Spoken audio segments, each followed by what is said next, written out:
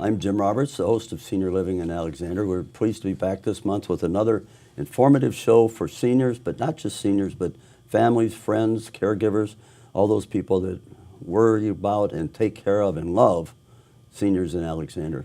We've got a special treat for you. We're going to do a three-part series. I'm really pleased Mark Friese was here from Merrill, Lynch, was here last summer. We did a wonderful series on finance, but he's going to help us on a three-part series in July, August, and September, so be sure and tune in for all of those. Today's section, we're going to be talking about advanced preparation, and then in August, we'll have a session on assessing your situation, building a team, and third will be implementation. Joining us for this section is Dan Ruttenberg. He's an attorney at SmolenPlevy, and we're going to talk about some of the important legal aspects of retirement and senior living. So, Mark, let's start with you. How about tell us what are the important stages as we're doing life planning? What's important? So the first thing is to figure out where you're starting from. So kind of assess where you are, maybe where you want to go in retirement, how much it's going to cost. And so I always describe at the beginning of your stage of life, you're accumulating assets, and then you're going to assess, you're going to get the assets, start using them, and then eventually you're going to distribute them to your family. So those are all three important parts, and legal has a lot to do with all three of those parts. What are the factors? I mean, you accumulate those in stages. That makes sense. But how do you do that? Well, the first part is to make sure, do you know what you need to do? So how long is it going to take? How long you want to be in retirement? How long are you going to live in retirement? All the things that come before that, putting your kids through school, buying the vacation home, all things like that. So that's what we look at is how long is it going to take before you need the money, and then how do you make sure you accumulate the right amount of money to make sure that all that happens. So what are the factors in making those choices? What sorts of things do you have to look at? So the first part is the investments. Where are you going to put the money? Stocks, bonds, real estate, things like that. The environment right now is very unusual. Last time we talked in the summer, interest rates were a lot higher than they are right now. So for seniors, one of the most difficult things is you're not earning very much. If you have a CD or a money market account or a treasury bill, you're earning probably less than 1%. So how do you make sure your assets are still staying ahead? And there's some solutions to that. A lot of those are dividend-oriented type solutions where there's paying income regardless of what the stock market does. So those are some of the solutions. And obviously, building that portfolio of assets, you need some help or care or advice? I would say you would need some advice. 85% of people that try to do it on their own are not successful or don't do as well as the market does. So as I talk to clients every day, one of the things I mention is that you need to make sure if you have money in the stock market, it should be doing at least as well as the stock market is doing. And there are some low-cost ways to do that. Part of it, when we have conversations with clients, is index-based. So that would be kind of a broad-based array of stocks that they'd be able to own in certain categories to make sure those are focused towards reaching their goals. Okay. Let's turn to a legal question. Dan, who's responsible if you need help? So we've got a good plan going, or at least you're getting prepared to do that during your living years as a family, but how do you begin to get the legal side of it going? Well, I would say the starting of appointing people as to who's going to be in charge really stems from what are the appropriate documents to have in place. Okay. And what you're looking at there, legal documents are tools, and they're tools to address issues, and there are a lot of common issues that everyone has. So you might be everyone wants to direct where things go at death. A lot of people think of that as estate planning. But there's a lot more. There's issues with your children. You have sudden wealth issues, maybe creditor protection issues. You want to make sure you're doing estate tax planning. You want to avoid the estate tax if you can, if you're in a taxable estate situation. You want to give good access to the assets in the event of a disability. Everyone runs that same risk. You want to avoid probate. You want to make sure that you have expressed your desires with regard to medical decisions. So different documents, sometimes you need more than one document to address an issue. Generally, the centerpiece on any one of those documents is going to be a revocable living trust. For seniors in particular, a revocable living trust handles most of those duties. It will direct where you want your assets to go. You can do tax planning in a revocable living trust. You can put provisions in for your children in a revocable living trust. A revocable living trust, if your assets are in a revocable living trust, when you die, you don't have to go through the probate process, which is an arduous process. And it also gives you the best access, or someone who you want to appoint, the best access to your assets in the event of a disability. So you have to start there. And from there, you would then say, okay, well, who do I want to appoint? A lot of people think, hey, I want to appoint an executor, or I want to appoint a trustee, or an agent, or something along those lines. But really what you got to think about is, what is the role I'm asking this person to do? Am I asking someone to make medical decisions for me? Okay, well, that role is with the medical power of attorney or an advanced medical directive. And so finally, to get to answering your question, I would say an advanced medical directive, or with regard to that role in particular, a lot of people choose their family members. A lot of people will, if you're younger, you start with your parents maybe. Spouses are often there. Children come into play. I would caution people from naming someone that's too young. That's a really heavy burden to put on somebody, saying, pull the plug for mom and dad. Someone who happens to be 18 or 19, now most seniors, your kids are going to be older than that, but you do want to make sure that someone's at least old enough and responsible enough to make that kind of decision. That's a lot of weight. And then if you have no one, there are services, there are people that are willing to take on that role for you. Okay. Let me go back to a really basic question we kind of skipped over. If you don't have a revocable living trust, you don't have a medical directive, you don't have a power of attorney, basic will. What happens if you don't have a will? Well, I suspect some of our folks may not have gotten that far. Okay. If you have no estate plan in place, Right. What happens depends. If you're talking death, you're talking disability. In the event of death, there are some things that will go by way of beneficiary designation. So if you have a life insurance policy, it's got a beneficiary designation, you are directing where that goes. Okay. Same thing with the retirement account. But assets that don't have any instructions built into them, those you lose say on. So basically the state has default laws, they're called the laws of intestacy, and they're going to go to basically your closest relatives. And so that just happens. So if you have no will, there's a provision in state law, but it's up to the state to determine how your assets would be dealt with, Yes. in Now- spite of anything else you might do. Now that's not the big problem. The big problem is the hassle, the cost, the delays associated with the probate process. It is a lot. We have a very profitable probate department in my law firm for people that don't do planning, as opposed to the people that do planning where we don't, it just goes very smoothly. What's an estimate, roughly, of the cost and time? I know there's not a single answer, but what's the range of what people might expect in terms of probate and cost and time? It's there's a lot of things. So like when I do estate planning for people, I can give them a very good estimate on that. Okay. The one thing I've learned with estate planning, and not estate planning, but estate administration after the fact, is that everyone's different. And if you've got fights among the beneficiaries, we have people that spend way more money than anyone should because they're fighting. I've run into scenarios of people who have been hoarders, and that can add all kinds of things. Everyone's life is different, and there's all kinds of things that go on. And when you don't do planning, what happens is we don't even know where the assets are. So now that's a whole mystery. You've got to figure out where things are. And it used to be you'd sit at home and wait for statements to arrive. Well, you can't necessarily do that anymore. Everything's online. Right, It can be very hard to find things. You've got to find passwords, if nothing else. Yes. What's the shortest, in your experience, what's the shortest probate you've ever had to deal with? Well, the best I just had one this week. Someone came in, it's interesting because someone came in and they were, the husband died, and the child and the wife were just terrified of what to expect. They just had no idea. And we had a meeting, and Dad took care of everything properly. He utilized some tools like a revocable living trust, and we don't probate at all. So the shortest probate is a 0 probate, That sounds great. and everything just moved very smoothly. Next question, what's the longest, roughly?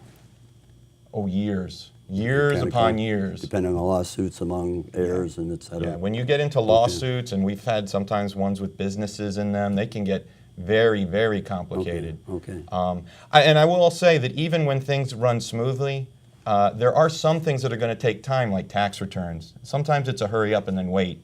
You have to just wait a little bit before you can get certain things done. Okay. The other thing is disability. If you have no planning in disability, that is a very dangerous, not dangerous scenario. It's a very cumbersome scenario. Basically, you find yourself in a conservatorship situation, which means you have to report all your assets into the court.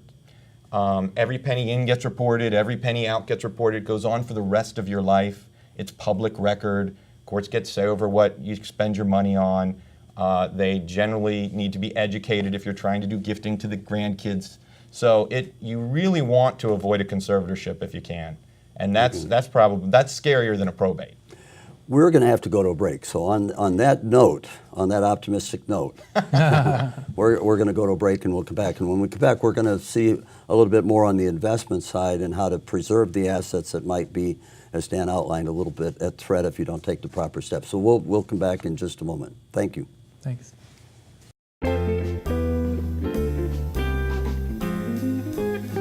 Hi, I'm Mary Lee Anderson, Executive Director of Senior Services of Alexandria. I'm here to tell you what's happening in Alexandria in the month of July. There's all kinds of great free activities this month.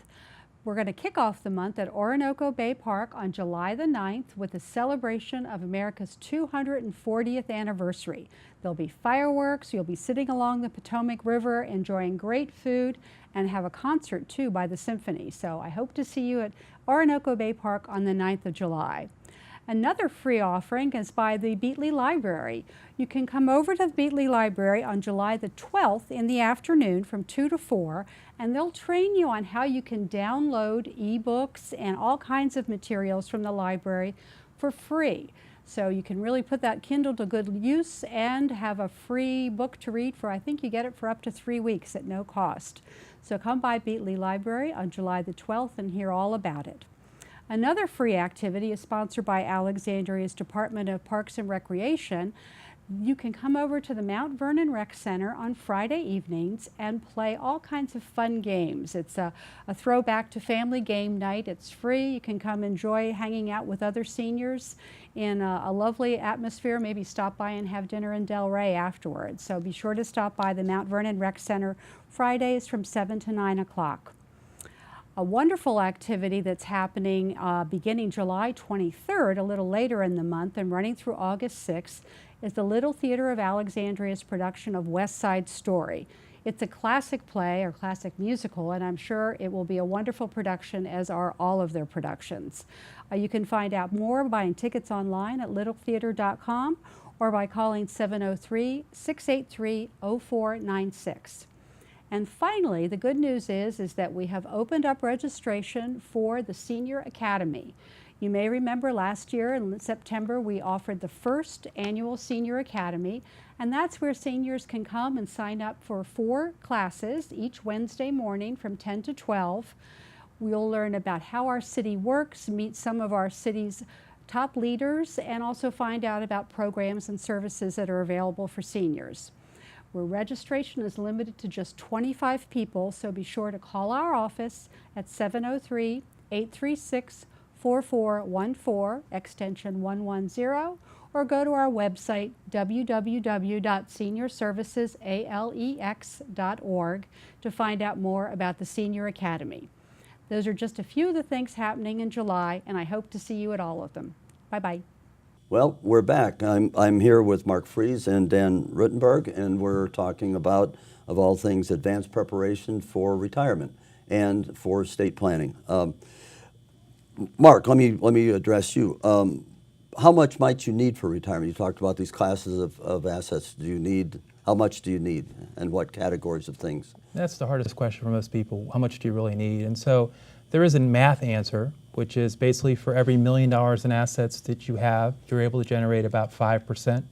So that's about $50,000 a year. Okay. So if somebody has $100,000 they're trying to replace, they need a couple $1 million in assets.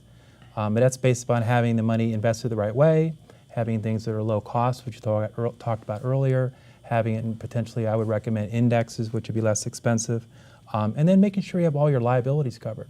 So Dan talked a little bit about it. Healthcare is a big liability for people. Yes. So I have you all taken care of and everything's going to be fine and you're going to go into retirement. We have plenty of money aside and all of a sudden somebody gets sick.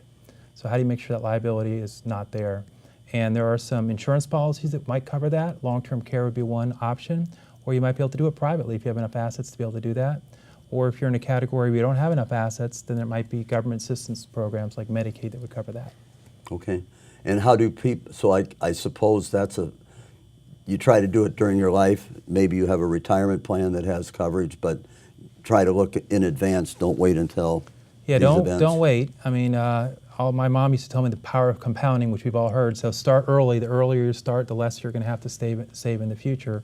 Okay. And so we try to make sure that people get there early and start Where- thinking about it. How about Social Security? Where does that fit in? So that'd be one of the income pieces coming in. So Social Security might be coming in. You might have a traditional pension coming in.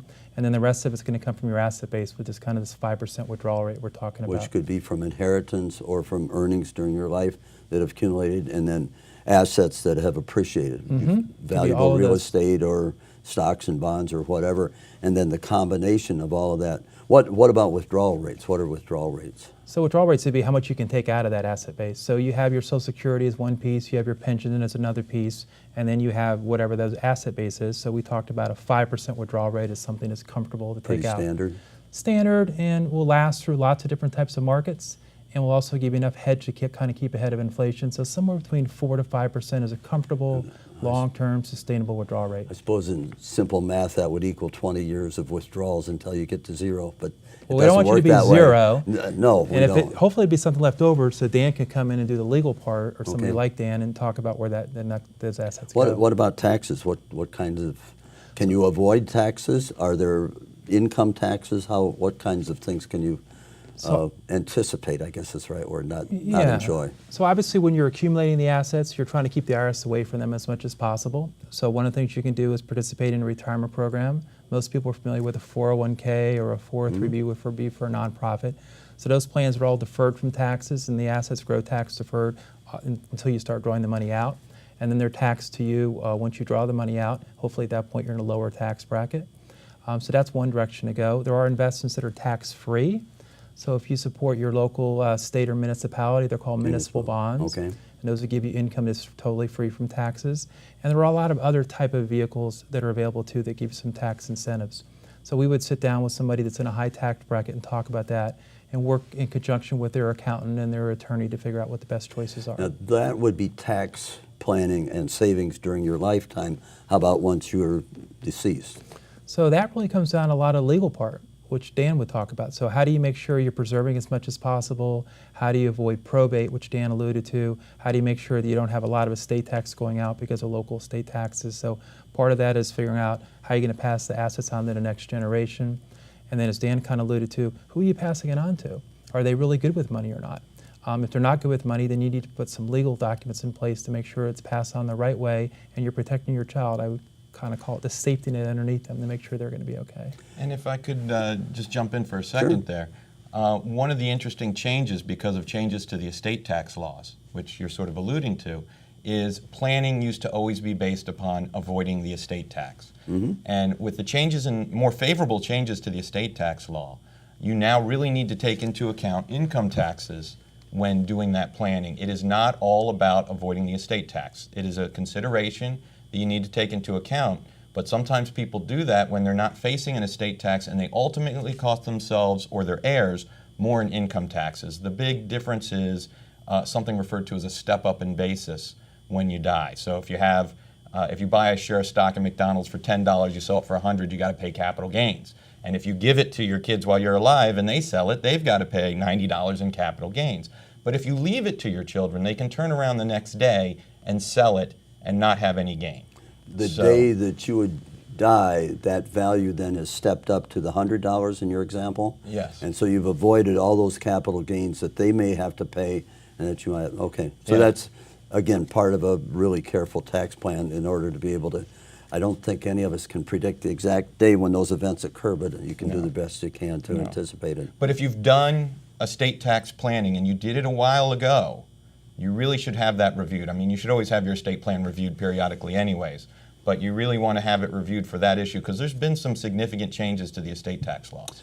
You mentioned state taxes, but how about federal inheritance tax? So or I'm estate saying taxes? estate tax. So there's a federal estate tax, Oh, okay, and there I'm are, sorry. depending on the state you live in, state estate tax, or where you own real estate. Virginia, though, great place to die. They got rid of the estate tax. So there's A no... great place to die. Okay. As far as taxes are concerned. I mean, the tax is high too. So on an estate tax, it can be as high, it starts at 40%. So that's a lot of money that's not In the going state of Virginia. in that's the a federal the tax federal system. tax. Oh, The okay, federal I'm sorry. tax starts at 40%. So if you're trying to make sure you're passing money on to the next generation, you want to make sure you've done the right financial planning and the right legal planning and the right tax planning, and they all go hand in hand. So you need to have an advising team that's looking at all three of those. Okay. Hopefully Mark got you all the money, so now you have an estate tax problem. That's a nice, actually, I suppose that's, even though it's taxes, you want to be in that situation. It's worse not to be. Good problem to have. Right. So tell us some legal mistakes that people make.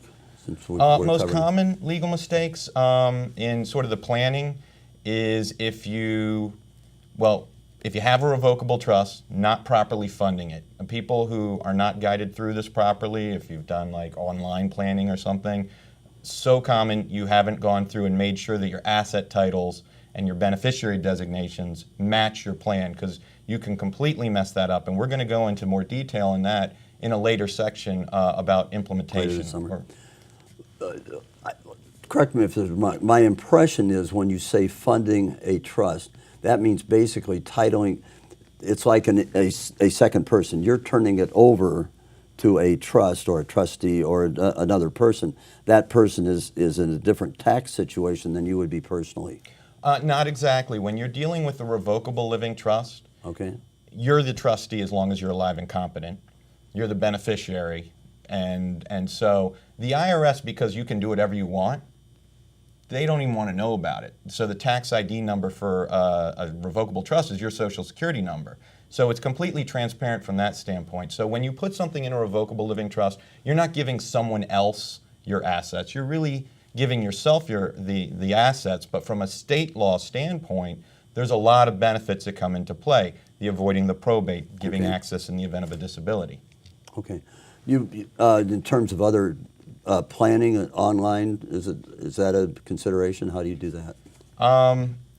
I am not a fan of the online planning because what I find every time is it gives people a false sense of security, so they don't actually seek the proper planning that they need, and they've never done it properly. They don't know how to do the assets properly. It is a complex thing. You need to sit down, not just with your attorney, the financial advisor should be involved as well. You really need to go through and make sure everyone is on your team is on that same page as you go through and title these things. And you can't be expected to know how to do that as an individual. It is complex, and you do need to be guided through it. I'll ask you, we're running short of time, but I'm tempted to ask this. You got the case of the guy has had 3 marriages. He's had children in each of the marriages, and he comes into you two, and you're trying to give him advice. Where do you start and what do you do? How do you sort that out?